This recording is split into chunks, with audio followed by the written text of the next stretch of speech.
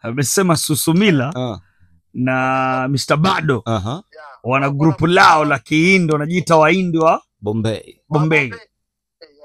Asante. Na wanatengeza EP ya Kibombay saa hii.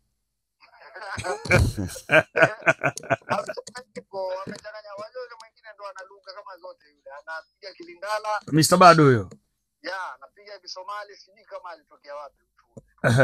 Bwana J, EP ya California Love imeshika sana mzee. Yaani tukiangalia masuala ya streams kwenye mtandao wa YouTube tu, angalia vile watu wanavyo view. Utaona ni tofauti na ile EP nyingine ya kwanza.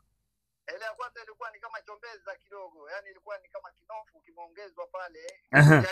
So ina maana kwamba watu wameanza kuelewa nini aswa J Crack anachofanya. Sasa unajua DJ Khalid basi nafikiria anafuata hizo nyayo sasa. Unafuata hizo nyayo zake sasa.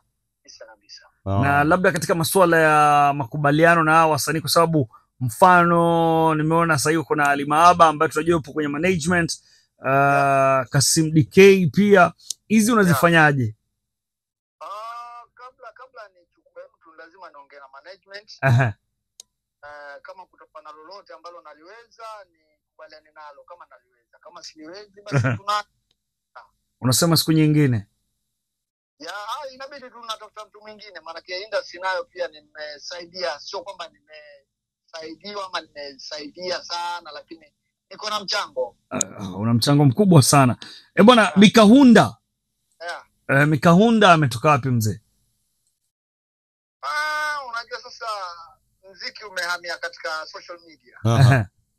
Na ni lazima tuende na hao watu, maana tunawahitaji bado. Kweli. So tulikaa tukafikiria, tukaona pia tukichanganya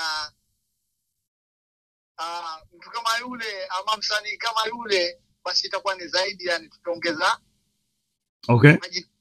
hii industry pia. Na iliitika na